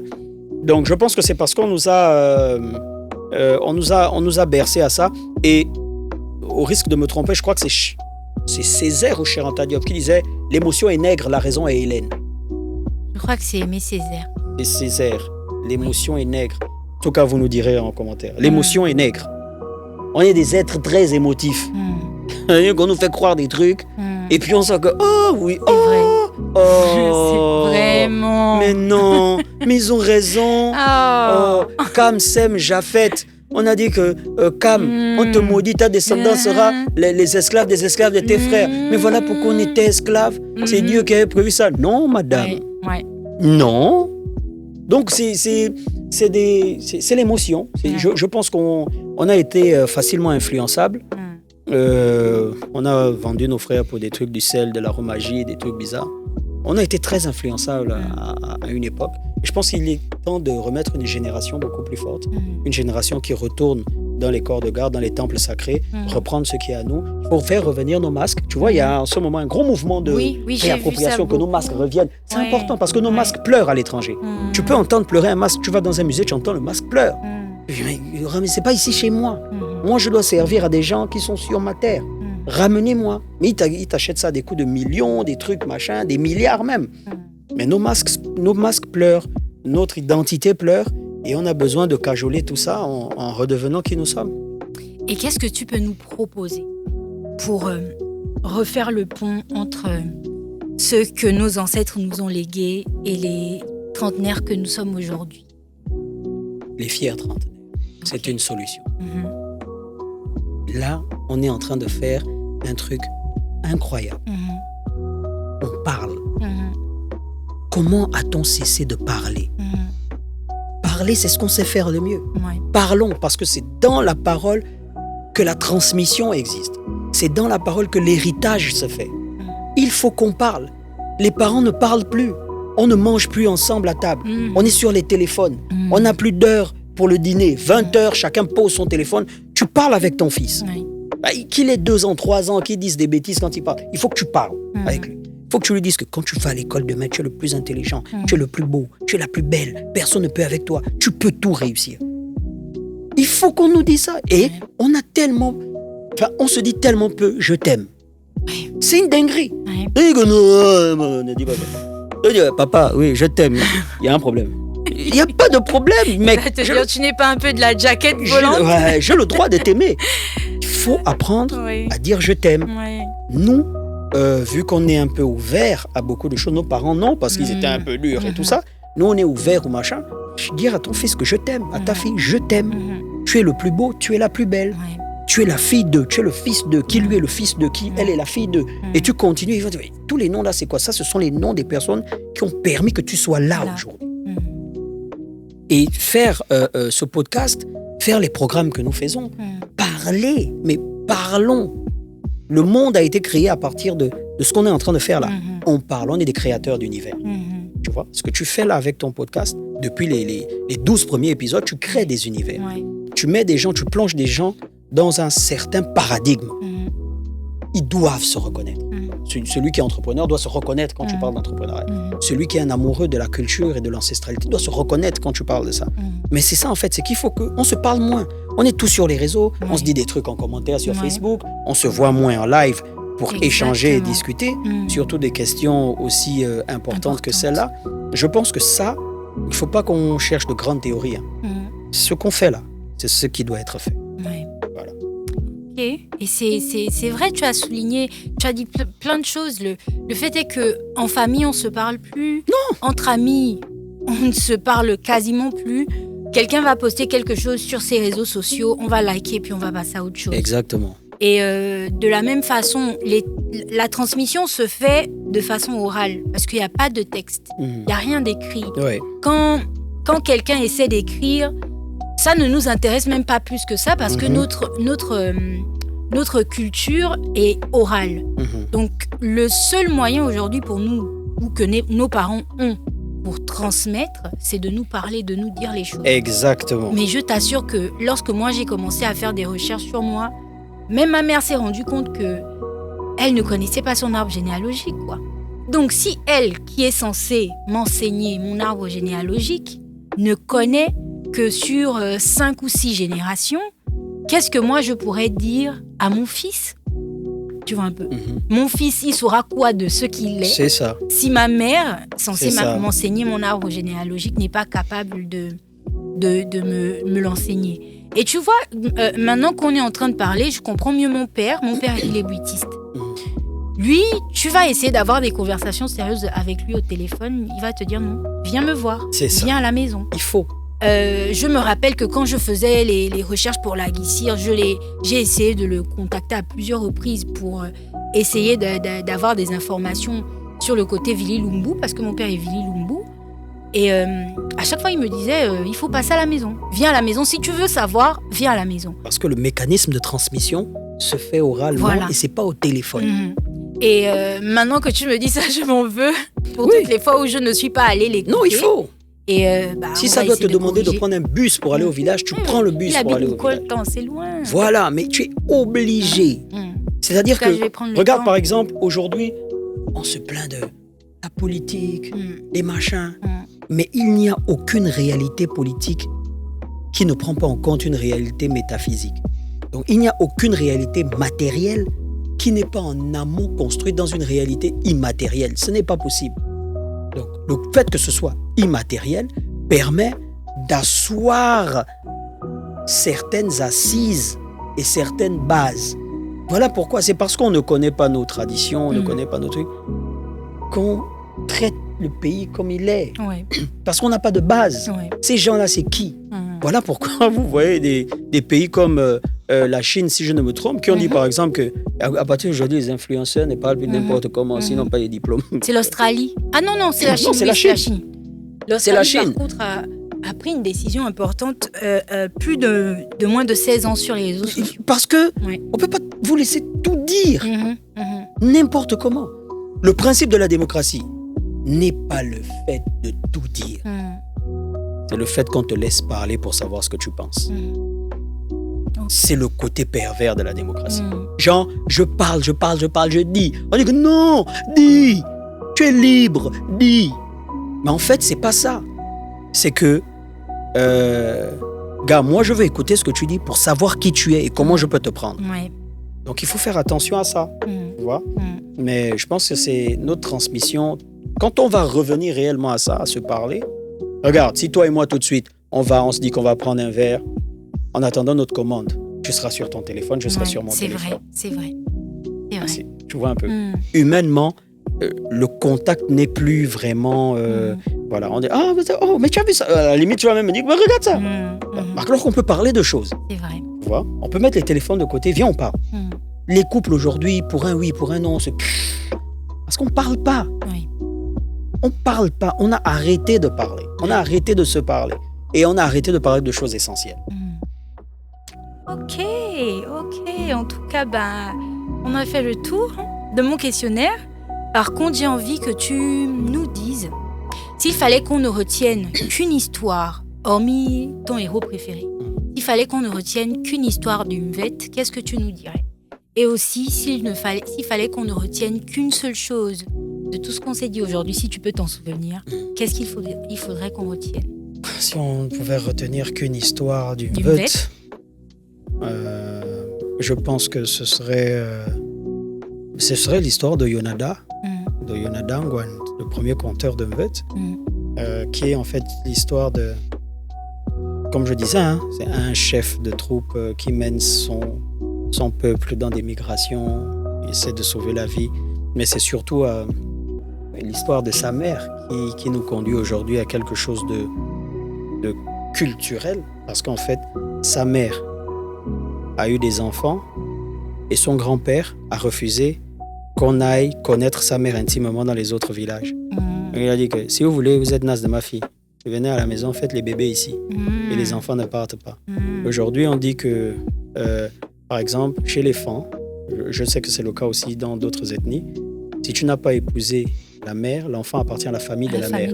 Oui. C'est peut-être à partir de... Ça, c'est moi, selon mon analyse. C'est peut-être à partir de cet épisode-là qu'on se retrouve dans cette coutume-là, en fait. Ça, c'est vraiment... Et c'est pour dire surtout que finalement, un enfant né du métissage, parce que c'est le métissage. Le métissage, c'est la clé de beaucoup de choses. Oui. Les gens pensent qu'il faut être tout le temps, soyons avec nous. Non. Entre nous. Non, le métissage, c'est un grand truc. C'est quelque chose qui ouvre beaucoup de portes. Parce que finalement, quand tu regardes les grands héros, il y a toujours un métissage bizarre qui est passé par là. Donc il y a cette notion de métissage-là. Et je pense que pour tout ce qu'on s'est dit aujourd'hui, ce qui était un merveilleux épisode. Vraiment. Non, c'était vraiment très bien. Et je pense que se connaître, c'est la chose la plus importante. Ouais. Je t'assure que je peux me manquer de 10 000 francs, mais je ne manquerai jamais de mon identité. Parce que quand je me lève, je bombe le torse, je hoche la tête et je marche, je suis tellement fier d'être qui je suis. Tu vois. Ça m'a amené à un niveau où tu vas m'emmener le petit Kenry, le plus riche de je ne sais pas quoi, de quel machin. Gars, on n'a pas le même niveau. Moi, je joue dans un championnat où toi, tu ne peux pas jouer. Ouais. Tu vois. Parce que je peux frapper ma poitrine, un truc se passe. Alors, je suis affilié à des entités que tu ne connaîtras peut-être même jamais. Et cette connaissance-là, elle est simple. Elle commence par savoir ton nom, le nom de ton père, le nom de ta mère, le nom de ton grand-père. Vraiment, je demande aux gens de faire cet effort-là, avec leurs enfants aussi, parce que, comme tu l'as si bien dit au début, lorsqu'on a tout perdu, c'est qui on est qui reste. Le gars là, c'est qui? Voilà pourquoi la première chose qu'on te demande quand tu viens dans une réunion de famille à la tradition, c'est quoi ton nom? Et tu es l'enfant de qui? Le monnaie. Voilà. Le monnaie quoi? Zan. Tu es de quelle tribu? D'abord, on demande ta tribu. Tu es qui? Tu es de quel village? Donc, parce que c'est ça l'identité. Ton nom. Tu es de quelle tribu? Tu es de quel village? Ton père, c'est qui? Pour que tu viennes parler comme ça devant nous. Et ça, c'est une base. Hein? C'est un secret, c'est un code terrible. En Guissir, ça va toujours être Aoumoine. Donc ça, c'est l'enfant de qui? On va même pas lui demander son nom. Son nom, lui, voilà. On va demander c'est l'enfant de qui? Voilà. Pour savoir l'affiliation. Exactement. Parce que toi, tu es trop jeune. Mais les gens qui te précèdent là, c'est qui? Eux, c'est qui? Tu es de quelle tribu? Tu es de quel village? Moi, je suis d'Ngongo Metzoametulu. Je suis Yenguin. Voilà. Je suis Fondoyem. Je suis Ralois de Lambaréné, de Chatanga. Mais grand, Galois là, tu es négligé un peu. Hein. C'est ça que les gens disent. Alors que dans presque toutes mes chansons, il y a un petit truc comme mienne. Ma mère, un jour, elle a écrit le refrain d'une de mes chansons qui s'appelle Adioui, la mort. Et c'est elle qui avait écrit le refrain, j'ai juste chanté. Okay. Donc en fait, depuis, mais c'est parce que tu vois l'affaire là, ça se dégage vite. Au cos. Si on m'avait appelé Raymondi, comme je m'appelle à la base, mais non, mais je pense que c'est ça, c'est de se dire qu'à la fin de la journée, c'est qui l'on est qui est le plus important. Et désolé, c'est vrai, j'avais déjà dit qu'on avait fini, mais pendant que tu as parlé, là, il y a une question qui m'est venue et qui vient de revenir. Tu as parlé d'un personnage, désolé, je n'ai pas retenu le nom. Non, d'un héros du Mvet qui est tombé dans un coma pendant 7 jours.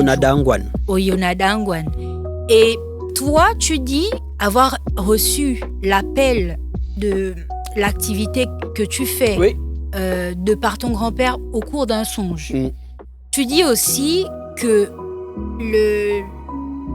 ton premier contact avec la sitar ou la lyre, c'est quoi la harpe? Oui, la harpe. Donc ton premier contact avec la harpe, sitar, en tout cas avec le Mvet. Voilà, avec le Mvet, c'est tu fais réparer une harpe. Oui, une harpe qui sitar, joue toute seule pendant que tu es allongé. Et ça m'est arrivé 3 fois dans ma vie. Elle a joué 3 fois comme ça. J'ai l'impression que le songe a une place très importante dans le Mvet. Parce qu'à la base, même ça fait le Mvet. Ok. C'est une belle analyse que tu viens de dire. Tu vois un peu, il y a le gars qui dort, qui se réveille et qui dort. Il est dans le coma et pendant le coma, on lui donne le Mvet, plus ou moins. Toi, tu dors et on vient te donner plus ou moins le Mvet aussi. Et puis, tu fais réparer l'instrument et tu dis ne pas être endormi, tu dis que tu étais simplement assoupi, mais peut-être, tu ne sais pas que tu étais endormi et puis on est venu te donner une mélodie. Peut-être. Que moi j'ai joué en me réveillant. Tu joues en te réveillant. Oui. Donc, quelle est la place du Mvet à ton avis, du songe à ton avis dans le Mvet? Alors moi, j'ai jamais réfléchi sur la question. Ce que tu me poses là, c'est vraiment important. Finalement, le lien que tu fais entre ça. Je vais essayer de demander à des conteurs, est-ce que eux aussi, le process du songe est tout aussi important? J'ai pas la réponse là maintenant, tu vois, mais c'est important ce que tu viens de dire. Parce qu'effectivement, si on fait un parallèle avec le songe de Yonada, enfin, c'est pas la même catégorie de songe, tu vois. Moi c'est un petit songe, un songet. Un songet. Mais déjà à 7 ans, c'est dans un songe qu'on vient me donner une radio. Ouais. Et puis dans mon adolescence, c'est vraiment, je suis comme tu dis, je suis endormi et j'entends comment l'instrument joue, mais il joue genre une dizaine de secondes. Donc quand je me lève, je reproduis le jeu, la musique. Je ne sais pas quoi te dire, mais je crois quand même que le songe peut avoir une partie importante dans tout ce qu'on fait. Tu as des personnages dans le Mvut tu as Akomamba qui est le chef suprême d'Engon et tu as Ngbaondo qui est le chef des armées qui lui en fait est le plus puissant d'Engon. Et lui il rêve le rêve d'Akoma. C'est-à-dire que quand Akomamba rêve, Ngbaondo sait de quoi son type arrivé. Quand il vient dire que j'ai rêvé, il dit c'est bon. Je suis en train de gérer ça, tu vois. Donc, il y a ce petit... Ouais, c'est important. Je ferai des recherches sur ça. Okay. En tout cas, franchement, c'est bien ce que tu dis. Tu viens de réveiller un truc, un pan que je n'avais pas forcément regardé. Mais il y a peut-être une place importante du songe, effectivement, chez les conteurs ou les gens qui sont affiliés quelque part à cette tradition-là. Ok, bon ben, on est arrivé au terme de notre échange. Je vais d'abord prendre un mot de fin avant de te... Je ne sais pas si tu as des questions pour moi. Bon, je ne saurais pas trop te répondre si tu poses des questions sur le Mvut. Non, mais si tu en as... pas sur le Mvut. Okay. Je sais on en a déjà parlé. Je t'ai demandé pourquoi justement avoir monté ce podcast. Et tu m'as répondu et j'ai très bien compris. Comment est-ce que tu fais le choix de tes invités peut-être? Alors, qu'est-ce qui caractérise les invités? La vérité, c'est que jusqu'ici, j'ai reçu pas mal de personnes que je connais. D'accord. Donc, je sais plus ou moins qui ces personnes-là sont. Tu connais les profils. Je connais plus ou moins les profils. Et généralement, quand j'approche une personne, j'ai déjà une idée de thème, peut-être 2-3 idées de thème ou de formulation que je vais lui proposer. Et puis, au cours des échanges, on va décider de ce sur quoi la personne est le plus à l'aise. Très bien. Toi, il n'était pas question que je parle d'autre chose avec toi. On n'allait pas parler rap, on n'allait pas parler, je sais pas. C'était vraiment évident qu'on allait parler de la culture, de tout ce qui touche au Mvut. Et lorsque j'ai échangé avec Marcel, par exemple, à la base, je voulais qu'on parle de tout ce qui est santé mentale. Sauf que lui, bien que psychologue, n'exerce plus. Donc, il s'est dit, ça aurait été assez compliqué.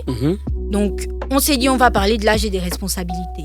Et puis, on a fait une petite bifurcation sur tout ce qui est santé mentale. Il y a des gens avec qui je me suis assise pour parler entrepreneuriat.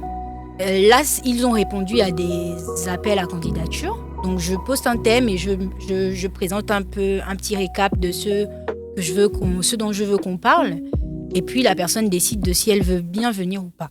Mais la majorité des invités que j'ai eus pour cette saison, ce sont des gens que je connaissais personnellement et qui cadraient plus ou moins avec un profil, un thème que j'avais prédéfini. Maintenant, les personnes qui sont venues d'elles-mêmes ont juste sélectionné dans la liste de thèmes les thèmes qu'elles voulaient aborder. Et étrangement, elles cadraient totalement avec ce que je recherchais. J'ai eu, comme je te disais tout à l'heure, Rebecca qui est venue pour nous parler de mariage. J'ai eu une autre jeune dame qui, elle, est venue pour nous parler du fait que elle ne se voit pas forcément devenir maman, elle ne voit pas l'intérêt. J'ai eu qui d'autre que je ne connaissais pas. Voilà, les deux avec qui j'ai échangé sur l'entrepreneuriat. Et eux, ils ont vraiment répondu à un appel à participation. Donc, je fais ça sur mes réseaux sociaux. Je lance des appels à participation, je propose des thèmes. Et quand je ne harcèle pas mes amis et mes proches en mode « faut venir », je procède comme ça, en fait. Et ok, donc ça, c'est pour le choix des profils. Là, tu es au terme d'une première saison. Comment tu l'as vécu avec les invités? Est-ce que tu as eu, on ne citera pas des noms, mais est-ce que tu as eu quand même des déceptions en se disant que j'attendais tel invité sur tel point, mais il n'a pas été très chaud. Ouais. Ou est-ce que, alors sur 13, là on vient de terminer là, là c'est le dernier épisode. Ouais. Mesdames, mesdemoiselles et messieurs, c'est moi qui suis au dernier épisode. La fin d'une chose vaut mieux que son commencement. Bassé. Donc là c'est ma frangine. Mais je te demande quand même, peut-être pas citer les noms, mais est-ce que tu as quand même 2-3 épisodes où tu aurais aimé voir un angle mieux développé que celui qu'a développé ton invité? Il y a un épisode, je vais le dire parce que je pense que à elle, je le lui ai dit. D'accord. La jeune dame qui est venue pour intervenir sur le fait qu'elle ne voulait pas d'enfant. Tu vois, nous tous, on sait que la nature, elle est ainsi faite. Hein. Une femme et un homme vont copuler. Et puis, parce qu'ils s'aiment tellement, c'est comme ça que j'ai expliqué ça à Dimani, parce qu'ils s'aiment tellement, il y a un œuf qui va grandir dans le ventre de maman. Après, quand le ventre de maman sera, on va ouvrir pour faire sortir. Oui. Et du coup, je m'attendais à ce qu'elle nous persuade, tu vois, qu'elle nous convainque, qu'elle ne nous laisse aucun doute sur le fait qu'elle sait qu'elle ne veut pas d'enfant, ni aujourd'hui, ni dans 10 ans, ni jamais. Même si, genre, qu'elle se réincarnait un jour, elle saurait. Sa réincarnation non plus ne voudrait pas d'enfant. Mais j'ai trouvé ça dommage. J'ai trouvé dommage le fait que, déjà, ça a été le podcast le plus court qu'on ait eu. Oh, ok. L'épisode le plus court qu'on ait eu, il dure, je crois, 30-38 minutes. Ah, d'accord. Parce qu'en plus, elle était, je sais pas, elle était peut-être très timide. Elle répondait aux questions oui, non. Petit développement, pas de relance, pas de... Voilà. C'était vraiment très fermé. Et pour un thème comme celui-là, je me suis dit, mince, on a quand même loupé le coach. Et du coup, j'ai bien envie d'avoir quelqu'un qui ne veut pas d'enfant et qui serait disposé à venir me convaincre du fait que moi, qui veut plus d'enfants que Dimani, je pense mal, en fait. Tu vois un peu. Mais en gros, c'est ça. Je pense que c'est le seul épisode, parce que les autres, je me suis vraiment beaucoup amusée, en fait. Je me suis beaucoup amusée. Et s'il fallait que je fasse un top de mes épisodes préférés, je placerai en 1 l'épisode avec Rebecca Dandé. Parce que, je sais pas si tu sais, mais j'ai une grosse peur du mariage. D'accord. Pas tant de l'engagement, parce que je suis en couple et ça se passe bien, mais le mariage, pour ceux qu'il représente, etc., ça me fait énormément peur. Et je t'assure qu'elle est juste venue me dire que c'est pas grave si tu as peur. Parce que même nous qui sommes dedans, on en a peur. D'accord. Ne te précipite pas, prends ton temps, etc., etc. Donc ça, ce serait l'épisode numéro 1. En 2, j'ai reçu Madame Épargne, qui se fait appeler aussi la blog Gentillaise. C'est une blogueuse qui, à la base, faisait la promotion de la ville de Port-Gentil. Les bons coins, les choses à faire, etc. Qui, aujourd'hui, s'est spécialisée dans l'épargne. Donc, elle fait la sensibilisation, la vulgarisation de tout ce qui touche à l'épargne, mettre de l'argent de côté, la gestion financière, etc. Et c'était trop bien. Franchement, l'échange avec elle était magnifique parce que j'ai l'impression qu'on est en train de prendre les choses en main pour de vrai. Notre génération va faire ce que nos parents n'ont pas su faire. Parce que malheureusement, je ne sais pas si ça a été le cas dans ta famille, mais dans ma famille, par exemple, gestion financière, on n'en a jamais parlé. Gestion d'argent, on n'en a jamais parlé. On savait juste que de temps en temps, les tontons venaient à la maison, ils nous lâchaient un petit 10 000 que maman disait que oui, je garde d'abord. Jusqu'à aujourd'hui, là, d'abord, là n'est pas encore fini. Donc, on n'avait pas de rapport avec l'argent, comment gérer l'argent, qu'est-ce qu'il faut faire, il faut éviter de dépenser, ne dépenser que pour les urgences, etc. Et mon échange avec elle m'a permis aujourd'hui de mieux organiser mes dépenses, de mieux organiser l'aspect épargne de ma gestion financière, en fait. Donc ça, c'est pour le numéro 2. Et puis le numéro 3, je sais plus. Je pense le plus récent, du coup, l'épisode 12, là. Ouais, le 12. Avec Joanne et que j'ai écouté, oui. C'était bien. C'est 2 frères, ce sont mes frères. Et on s'est beaucoup amusé, en gros. On a beaucoup rigolé et... Voilà, c'était vraiment très bien. Non, mais c'est super. En tout cas, moi, j'étais très ravi. J'étais très content de boucler la boucle. Ça nous a fait plaisir. Boucler la boucle avec cette thématique, je pense que c'est très symbolique aussi. Et moi, je te souhaite beaucoup de courage. Et j'invite encore plus les internautes, les auditeurs à s'abonner beaucoup, à s'abonner à tes comptes et à l'épisode qu'on vient de faire là, il faut l'écouter en entièreté. On a bien discuté. Réécouter. Non, mais on a très bien discuté et il y a des choses que j'ai eu à dire que j'ai jamais dites en 21 ans de carrière. Que j'ai jamais révélé. 24 ans, tu oublies 3 ans. Ouais, en une vingtaine d'années, ça me fait vieux quand je dis ça.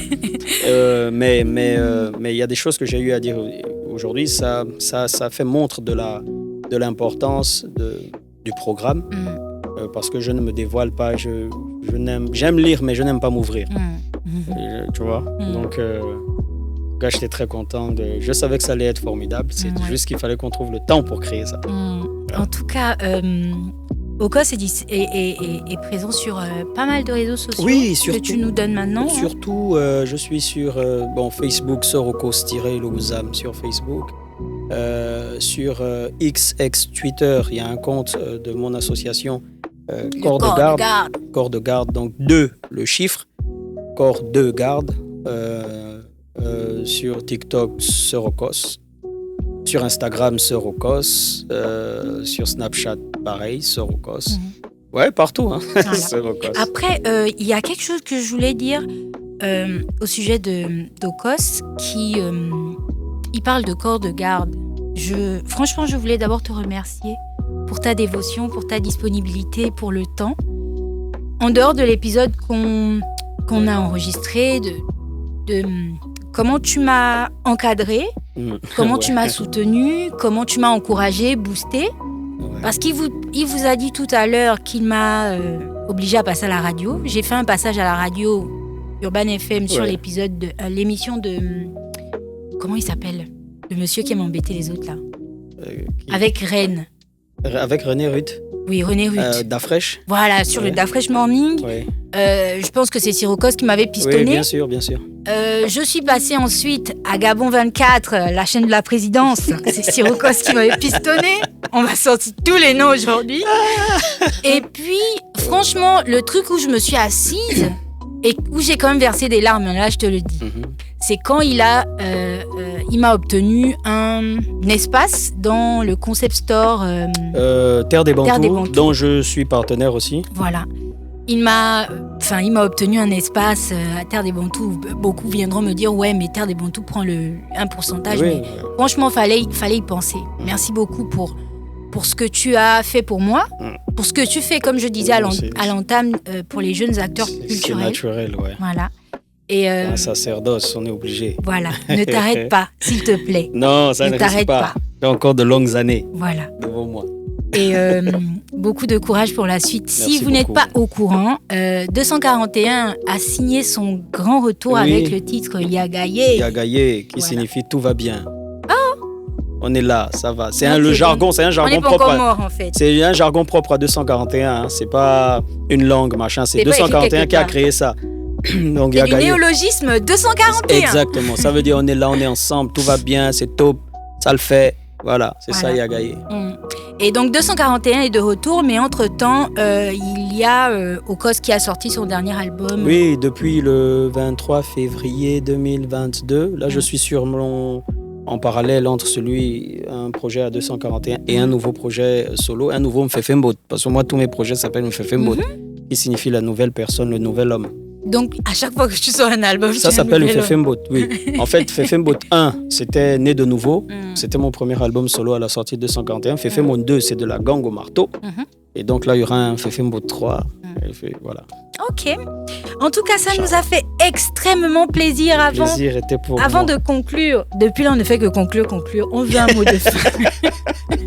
Alors, on doit être à la 4e conclusion. On veut un mot de fin pour les trentenaires qui nous écoutent. Écoutez, c'est bien d'avoir 30 ans, c'est un âge mystique. Les Muntu, les Bantu, parce que Muntu, c'est le singulier. Bantu, c'est les hommes, les personnes. Les Bantu, quand ils sont dans la trentaine, c'est un âge pour la mystique qui permet de se dévoiler. C'est comme un enfant commence à se dévoiler à 7 ans.